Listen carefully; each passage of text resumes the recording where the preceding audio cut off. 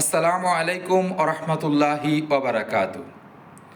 আসছে ত্রিয়োদশ জাতীয় সংসদ নির্বাচনে আপনি ভোট দিবেন তো দিবেন, কাকে দিবেন ভেবেছেন? যদি না ভাবেন, এক্ষুনি ভাবনা শুরু করেন।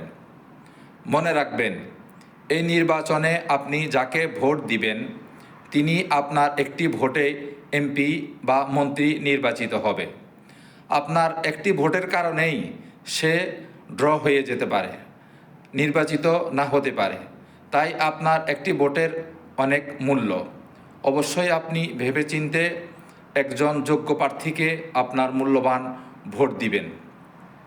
তবে মনে রাখবেন, যাকে ভোট দিচ্ছেন তিনি সৎ, যোগ্য এবং ন্যায় ইনসাফের মানুষ কিনা। মনে রাখবেন, আপনি, আমি, আমরাই বাংলাদেশ। আসসালামু আলাইকুম ওরহমতুল্লাহ।